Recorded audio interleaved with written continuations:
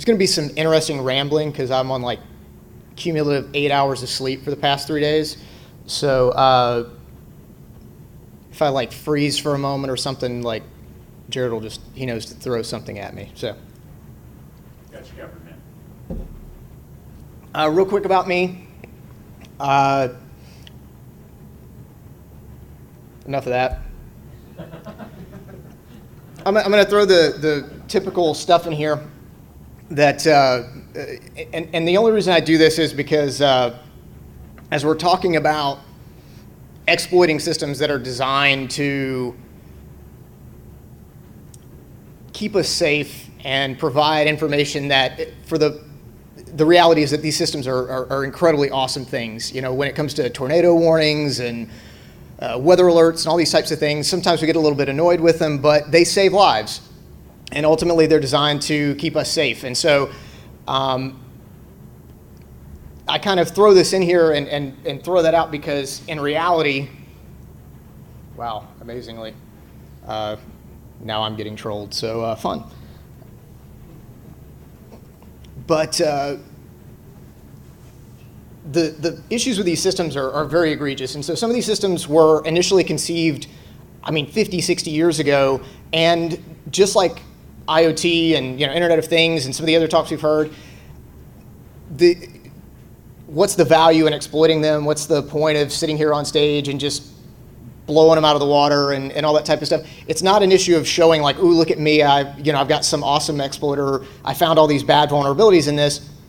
Really the motivation to do this and I'll throw this out there, like for the past 2 years that I've spoken here have been about blue team and defensive technologies and things like that and how do we improve it. And so this particular talk and the talk that preceded it that I gave at Hacker Halted and a few other conferences that focused on exploiting the emergency notification systems from the context of RF and radio frequencies and that type of stuff.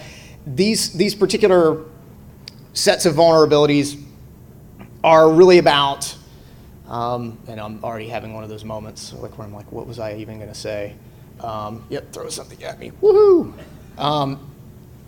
But the point in this is not to just like, do a little root dance or something like that. It's really to try to motivate the people that are designing these systems, that are implementing these systems, to understand that there is long-lasting impact and there's a lot at stake in this. And when I've spoken with them, the earliest disclosures that I did with on vulnerabilities that I had found over 5 years ago were pretty much the authorities were like, so what? Nobody would do that or whatever. And we'll talk about here in a little bit that obviously anybody familiar with some of the exploits of this system, some of the news that's happened about this, we'll talk about it in a little bit. So here's a little bit of the background, and I'll provide there's some articles and other things, and this is a link back to the talk that I gave. It's called Zombies on the Airwaves. And if you hit that, I know that's kind of a long thing, but if you go to my blog, pentestfail.com, you can kind of see some of the links and the other stuff that precedes this, and mainly because of the brevity or the short amount of time that I have, I have to really condense this talk, and so that's part of the reason why it's hard for me to like keep my thoughts together, because it's been many years in the making and all that type of stuff, but that'll talk a little bit more about it. So in preparation for this, I wanted to do something a little bit interactive, and since we've only got like 10 people in the room, go do this real quick. I'll leave this up here for a second. I wanted to make something interactive and kind of create our own little mass notification system, and so this took a lot of effort. I'll say it got a little bit more complicated than I initially had thought it might be, but the intent in this was, how can I create something that would simulate how we would inject into the system? Because obviously I can't just go off and like crack into these systems and do stupid stuff, and you get alerts on your phone that you didn't subscribe to and that type of thing. I'm not saying that's not possible. I'm just saying that we're not going to do that today. But for those that aren't interested in texting and subscribing to something, I promise I'm not going to spam you and that type of deal, because I'm paying like per text message to do this. So yeah, if somebody wants to like see how many thousands of those they can get, like subscribed or something before the end of this talk and run up my credit card or something, my wife is in the back and she'll thank you a lot for that. For those that don't like, no laughs? So, there we go. We don't care about your money. I did put up some if this then that. Anybody like if this then that type of thing? Obviously, if you don't use those, then you're probably not going to go sign up for an account real quick or something like that. But really cool service if you like to automate things. So this is also part of the reason why I didn't get a whole lot of sleep and why I'm a little bit frazzled, was because even up until a moment, this happened actually a couple hours ago, the system that you're using that you just, hopefully some of you subscribe to, when I started firing some test alerts, trying to synchronize all this stuff together, because there's a lot of jiggery-pokery behind the scenes to make this little thing work. The wonderful people at this group texting deal decided that I might not be a legitimate person sending like nuclear explosion warnings and things like that. So I got my account frozen, and I may have come up with a workaround. But anybody, are you getting the subscribe stuff? Anything? All right, cool. I didn't send anything back? All right, well, oh well. We'll see. This may be a massive failure. I am kind of anticipating that it will be. But so real quick, I'm not going to go through this, but just for some background and for posterity and for the purposes of having the slides up so that somebody can go back and look at them later, the emergency alert system kind of has gone through a bunch of iterations, and it's in the process of going through another one right now. And I covered this in a lot more detail in the previous talks. But so if you're interested in kind of the history of it, there's a lot of stuff and a lot of resources are posted at the end of the talk and in the slides that I have today. But initially it was radio and AM radio and things like that. And so the system was initially conceived as CONELRAD, and the idea was to, how do I as the president, in the risk of nuclear types of situations, if you think back to the the Cold War and that type of stuff, the intent was to notify the public, that things were going to happen. But more importantly, what this system was about was that AM radio stations were like huge beacons for bombers and missiles and other things to like hone in on in major metropolitan areas. So when you think about a 100,000 watt AM station broadcasting, they would just kind of say like, hone in on that broadcasting thing. So they didn't have GPS location at the time, or laser dot sites and stuff like that. So this system was really intended to, while on the surface was about protecting people, it was more about like allowing the presidential staff to take over radio stations to scramble signals for purposes of confusing bombers and things like that. So there's some history on that. You can go back and read it, but it's going through an iteration now where we see things like the Integrated Public Warning and Alert System, or IPAWS. You'll hear me say IPAWS because that's a mouthful.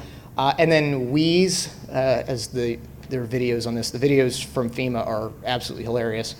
But WEEZ and the Commercial Mobile Alert System, those are those things how you get the Amber Alerts and such on your cell phone. So we won't go into that too much, but obviously we know the emergency broadcast system followed. This is when they started to say, how do we use this for something other than nuclear holocaust, because that's not really as likely anymore. And now we start getting weather alerts and such on television and radio. And the last iteration of this was the what we call the emergency alert system, and that's getting ready to change again. Real quick, some acronyms. The INDEC is an encoder-decoder device, and we'll talk about those a little bit. The big other thing, Common Alerting Protocol, and actually that's probably the most important for now. But so the way that this system worked, or works now, is that a message is seeded into a system, and stations listen to other stations, and so forth, and it propagates out into the United States. So anybody play that old game as a kid, Telephone? Where you like whisper a secret and you go around, like if we were to do that, what happens, right? The message on the other end, anybody, somebody in the middle likes to, play a game and do things, yeah. And there are perfect examples of this where like Maury Povich is interrupted by all sorts of crazy stuff. There's some funny, hilarious videos on YouTube. Well, why did this system ultimately, this is kind of what it looks like. And these are slides or pictures from FEMA. It's a friggin' mess, is really what it is. And so as this system has kind of grown in size and scale and that type of thing. I don't even know what this means. It's the craziest thing. So this is actually not for the EAS. This is kind of a discussion for the HasCollect system and stuff like that. But they use the same series of architectures where people listen to other people, and we'll see what happens here in a bit. There's some anecdotal evidence of how successful this stuff is. But we can have some conspiracy theories and stuff like that, but the intent of IPAWS and some of these newer technologies is to actually put the alerts very close and very targeted to you. So down to a particular geographic area, for example, like if there's a flooding notification or something like that, they want to send to just those people that are in that particular area. And so one of the things that I found kind of funny and kind of preparing for this talk was that Folly Beach has a notification system, and you can go and subscribe to it.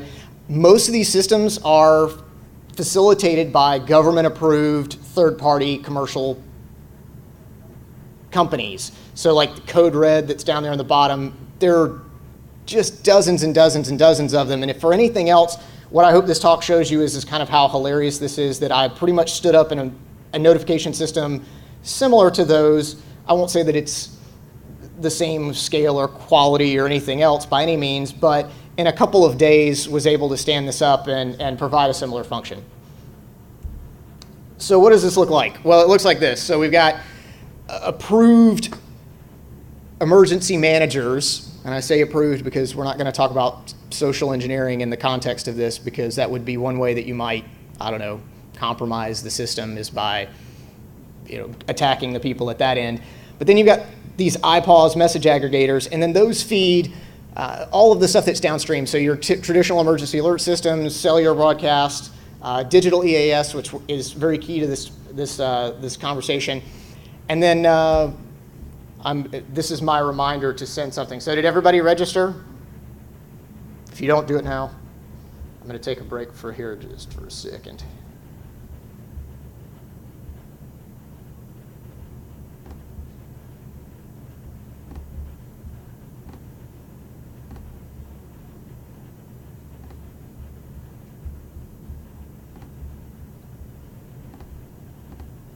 I know you can't see anything, but we'll go into this in a bit. So,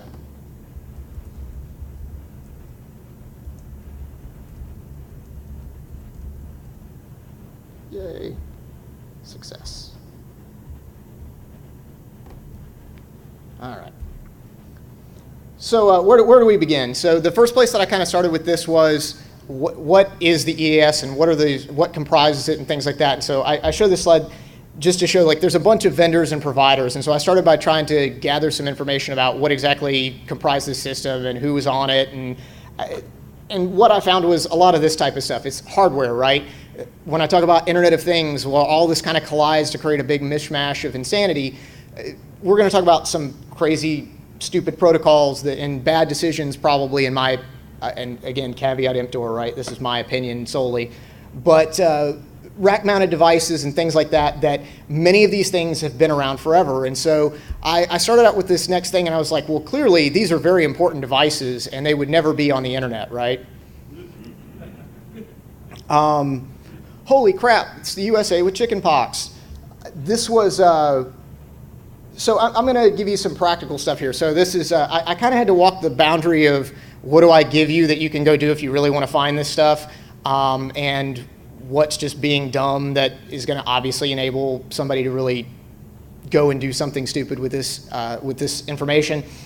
But obviously, if it's on the internet, it's not exactly private. So I'm going to put out some things that I use to find them. So a little bit of Shodan and a little bit of Google dorking and a crap load of Google for purposes of finding documentation and reading and all that stuff. And we're going to talk about this, actually, the next slide here. But so around this time last year, before that presentation I gave last year doing the RF stuff, there were about 1,900 systems, almost 2,000 that I found online. That's not to say that all of those are online. Anybody that's ever used Shodan? Anybody? Audience participation. If you haven't, go use it. It's awesome. It's a lot of fun. So using some different things that you can go out there and find, but it's definitely down. But that doesn't mean that that many systems were really online or really available anyways. But one of the things that, that I was thinking about providing to you guys, and I had, anybody have those people in their lives that are like Evan, or, you know, internally, you know, that's a bad idea, don't do that, no. Which was going to be to release an Nmap script that would actually like show you, I may or may not have created, that would actually go and test like all the default credentials and things like that on these, because anyways, I don't know why you'd want to do that, but as it turns out, we don't really need to. So OSINT, OSINT, OSINT, every time that I would sit here and start trying to bang on something technically, I would find stuff, and we're going to go through a little bit of a sidebar here, or, you know, through this stuff. So the advanced, so I start going around and I'm like, all right, well, let's see where I can find some of these devices. And sure enough, wow, they've got them on eBay. And some of the things like, and it's not going to let me do it, but like serial number and MAC address and all that type of stuff, that may be like useful in certain scenarios. And I'm not going to draw too much into that, but obviously this might not be a great thing for these critical devices that, you know, are allowed to retrieve messages and other things from the United States government or whoever it may be to alert us of what's been going on, or emergencies that are in our area or that are pertinent to us. But and so then I start to do some additional stuff, and I find these articles like iPause potentially hasn't been exploited. Well, obviously it's too small for you to read, but here I am thinking, ooh, yeah, somebody's a security article, somebody's talking about something. No, what this guy's talking about is they're with this emergency management group, and they're like, man, the potential of this thing is yet to be exploited. I'm like, oh, okay. But then he starts to talk about like digital sign systems. Highway departments with big signs could pick up iPause alerts for their area and put them on campuses and other things. And so obviously this was interesting to me. And then I start to find stuff about how fragile the EAS system and some of these devices are, with stuff like this where the FCC fined a company $2 million because they put an EAS message inside of this movie trailer and it triggered equipment all over the United States. Let me think about this for a second. So, spoiler alert, if you go see the other talk on RF, that may be exactly what this is about, which is like taking pre-recorded messages or maybe Android apps that help you make joke, you know, prank your friends with this, you know, funny app that you can buy on the Android App Store for like $3, that will actually trigger these devices and trigger these systems. And I'm not saying that I bought that thing on eBay, but I may have a couple of these devices, which are not illegal to own. Okay, you can buy them yourself if you want to spend like $5,000. So, oh, there we go. I did that one. All right. So fail. So then I start trying to go out there, and I go out to vendors and things like that. And I've got all these lists of vendors. I go to their websites. I'm like, I'm going to download some of the software. I'm going to download documents and manuals. Obviously, OSINT, right? Everybody following my progression of what I'm doing. I'm just trying to get information. How these things work? And so then I start to find stuff where, obviously, now that there have been some incidents and some accidents and that type of thing, I start to find information on how they're no longer just putting this out on the internet, that you can't just go and download stuff. They want you to be a legitimate person, that you have to have some type of pre-approval to get firmware updates or whatever, kind of typical things, right? Not that they would do a whole lot of good if you had them anyways, other than for maybe some of the stuff that we're going to do in a little bit. That make it a little easier, but then they're not exactly the brightest bulbs in the lamp, or I don't know, insert terrible euphemism, but just by Google searching, I'm finding, based on these vendors, these are the passwords to the encrypted or whatever zip files that they're using and so forth. So these are out on, who knew that listservs were still like such valuable sources of information, right? So obviously this is awesome. Well, then I find fun stuff like this. This is one of those, and I alluded to this a moment ago, maybe just attacking the people that are the responsible people that can release the alerts in the first place, who maybe, and what's hard to see down there, like please use the temporary password down below. Here's your ID and login, incident 1, password capital I, incident underscore 1. That's difficult. Oops, this was for con only. I hit the wrong reply button. Ouch. And now it's archived on the internet for posterity. Or we can go into the forums where we find these engineers who are trying to understand, they understand radio and other things really well, but trying to understand how computers and networking work is very hard. And so they're trying to get these new iPause devices that once were not internet accessible, because they received it over the air from other radio stations. Now they're getting it over the internet, and they're trying to figure out how to put pinholes in their routers. And they may or may not have been nice enough to, post that and help each other out. So maybe you can drop in there and have fun with those guys if you like to troll them. And then I ran into this deal, so I'm starting to find okay, here's the links to get information out. I started was well, how do I connect to FEMA if I wanted to see to interact with these message services and things like that? How do I interact with them? And so I start to find that you can't just, even though it's a very complicated technology, it's cutting edge, RSS, right? Yeah, so this brand new iPause system, state of the art, cutting edge RSS. I'm gonna let that sink in for a second. But so we're gonna stop here for a second. We'll do a quick little, hopefully a demo.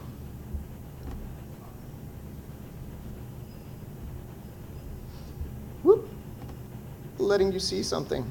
All right, so I'm sitting here and I'm all right, well, I want to connect to, oh, it's going to do that.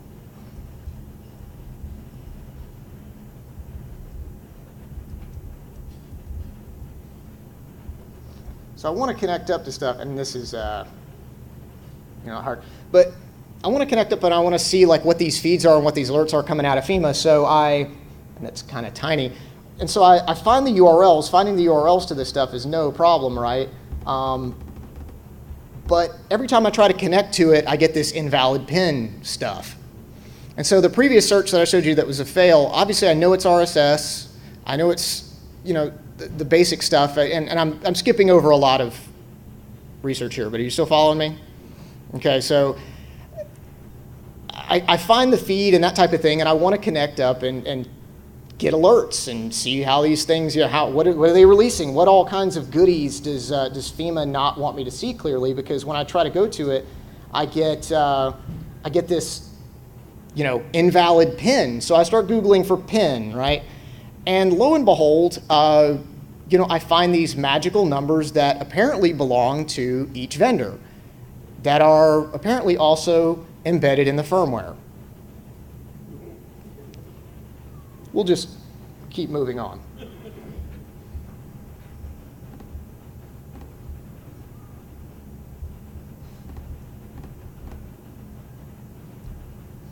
So then I start looking at this, I'm obviously this is not a very well designed type of thing here, but I start reading I'm somebody somewhere had to think about this. So I mentioned there was a guy in here earlier who was talking about Carnegie Mellon, and this whole thing that came to light this week, obviously where they got paid by the who was it, FBI or somebody, $1 million or whatever. I don't know. Anybody know what I'm talking about? All right, Google it, I guess. I don't know much about it. I just have seen the headlines and made me laugh because in the context of this. So guess who did the assessment risk, the assessment of risk and strategy and security architecture for this entire thing? The wonderful people of Carnegie Mellon University. I've read it, and other than putting me to sleep a couple of times, the amazing lack of substance in the context that the entire idea was that somebody attacking the FEMA system itself. So attacking iPause as an RSS server. So they put it behind Akamai, and they put it behind all these things. They've got this great architecture of how you can't take it down and blah, blah, blah, blah, blah. But yet nobody really thought about, and we'll see this here in a moment, there's some major missing things in that, wait a minute, all I'm going to do is attack FEMA. Okay, well, we just saw a moment ago, like, obviously the U.S. with chickenpox. Anybody? I'm going to, like, throw that link back, you know. U.S. with chickenpox. Well, maybe there's some devices out there that are trying to talk to that, so maybe we can talk to those. But, so then I find also from our friends at Carnegie Mellon this awesome GitHub repo full of, what is it? It's a web client for simple CAP authoring. Then I see CAP collector server to authenticate, sign, aggregate, and forward CAP alerts. That could be fun. So I'm going to take us back to this diagram. So we've got the people up there that we've seen, obviously probably aren't necessarily the greatest with, I don't know, security operations or keeping their passwords even off of email lists and so forth that go out to the world. And then the next piece of this is this security around this IPAWS system that, that Carnegie Mellon did, and it's obviously very secure, so I probably ought to leave that alone. But I also saw that, wait a minute, I have this, so maybe, and then I know where all those devices are, that they're out there on the internet, and I have this, so maybe I can make this myself. And so then let's just keep going. So I kind of keep finding some research, and so we talked about it earlier, previous exploits on the system. Anybody hear about the zombies on the, in Montana or whatever that took over a morning radio show? This is back in 2013. Anybody hear about that one? Nobody? So pretty much what happened is that early one morning, a television show or a TV station in Montana gets somebody apparently breaks in using these keys and so forth, and then later it came out that it wasn't really these SSH keys, it was they had not changed the default credentials on the appliance. And so somebody got in there and released a funny message that then propagated a bit and went out on television stations and so forth. And so shortly after, this got articles in Wired magazine and all this other type of stuff, and I'm just going to call bullcrap because that really, yes, I have validated that vulnerability exists in that version of the firmware release and things like that, but there are so many more awful things that would have been way easier to do. So I kind of take this and I'm like, obviously this would be a fun one to get into, right? This DASDEC appliance or whatever that's part of this particular set of vulnerabilities that IOECT have found. And so I start going out there and like I said earlier, they started locking this stuff up, right? You had to have passwords to get to the firmwares and other things. And so then I find a PDF online from the company that just released this that maybe has the password that I blurred out there, that you can download all of the firmware. And yes, this does still work, so that's why I blurred it out. Not that you can't go and find it, but obviously this is my opinion that this is failing. And then I also had some firmware and some configuration utilities from some of the other vendors that made it possible to, like, wait a minute, what is this, accept bad signature? Why would you put that in there, right? We're only going to talk to FEMA, right? Maybe verify signature. Oh, I can uncheck that. Never mind, it wasn't checked by default anyways. Require a signature even. I can turn all this stuff off. These are features, right? No SSL check. And then I can configure my own. So let's do that. Has anybody received any notifications yet? No? Wow, this is gonna suck. All right. So let's do this real quick. So I'm gonna show you what I went over here and did a moment ago.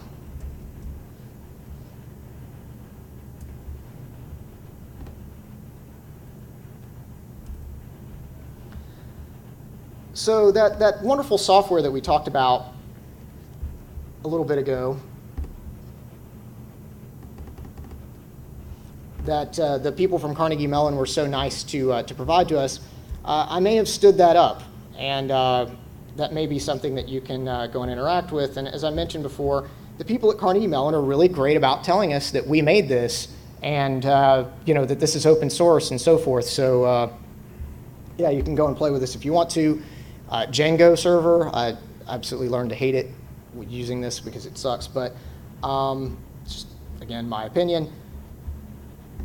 And then I can create things like this, RSS feeds that are CAP compliant and so forth. So let's look at how difficult it is with this software now to create a message. I want to issue a new alert, And you know, of all the things I can say, is this actual? Is it a test? Should I make that a little bigger? You guys see it okay? Now, is this an actual alert? What is this? I'm gonna say that this is actual. You know, who do I want to release it to? Private, public, restricted. So all this is part of this standard that was created around these emergency notifications.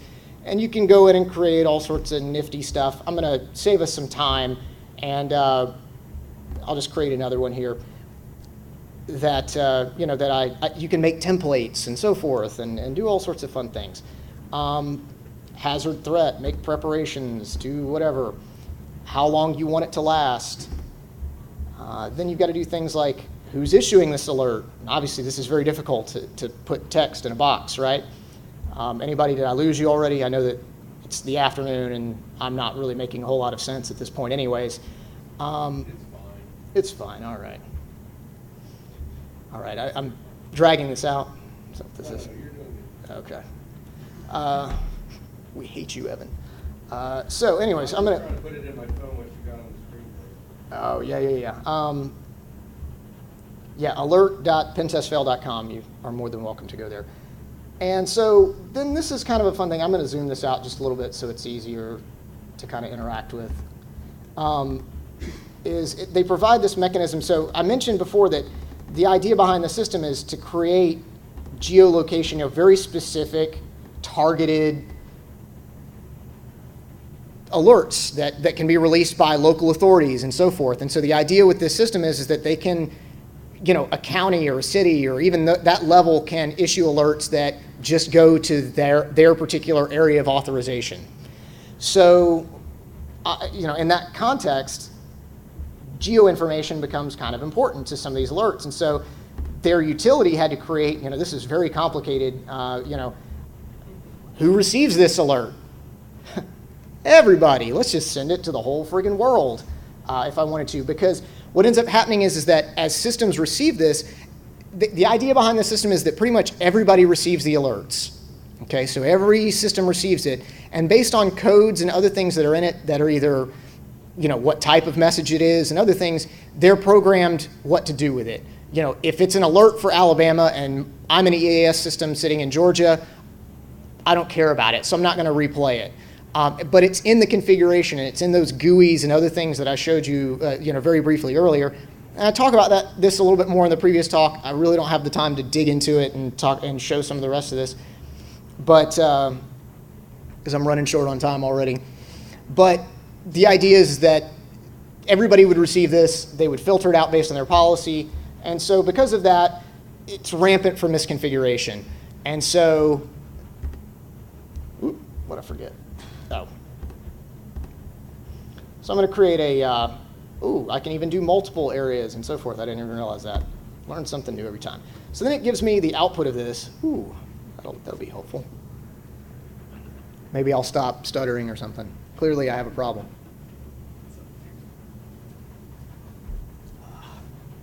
So this is what it looks like. And so like I said, this is, I didn't talk about this much just because I don't really think it's that important, but is anybody familiar with OASIS? They're one of kind of like IETF in a manner of speaks, but OASIS, they manage a lot of different standards and things like that. So they're responsible for this protocol and the fields and the format and other things. So this is a regulated type of thing, so that's why we know that it will work everywhere. And the idea behind this is that you have to digitally sign these messages and so forth, that whoever's releasing them is approved. And I know that this is a little small. So I'm going to release an alert. And so we see this, you know, valid. I don't know what I just did, but sorry, guys. It more or less what it said was that, yes, your credentials are correct, it's signed, it's authenticated, so on and so forth. And so that's where that stuff in the system came back from, like trust the, you know, digitally. And that's where the FEMA and Carnegie Mellon, they have in the base context and of how they built the system, that the idea is that it's going to do a validation on these signatures, like who signed that message, who created it, and do I trust that, and so forth. Well, clearly, in this instance, I don't really have to worry about that because I'm standing up my own. I'm not pretending to be FEMA at this point. I'm alerts.pentestfail.com, and it may or may not be trivial to go and find some of those devices and just add those configurations to them. I know I'm kind of skipping around here a little bit, but there's not really a good flow of like exactly. It didn't come in one solid stream of stuff, right? This was a lot of research over a lot of time. But now I've released another alert, and I see that this feed gets updated. Well, the way that those systems and all the other devices work is they pull this RSS feed at an interval. And once they get it, they pull the information in, they decide what to do with it based on their configuration, and they release the alert or not. Well, like I said, now I've got my own IPAW server that Carnegie Mellon was so nice to provide to me for free, even under a BSD license. And now I may or may not be able to find and fingerprint those devices, which you now have some of the stuff that shows how you might go and find them. And if you're creative, you may try some of the default credentials for some of these and probably get into a lot of them. I'm not going to say exactly how many. I'm not going to say that that even happened. What am I talking about? Clearly, I'm delirious. But so let's go back.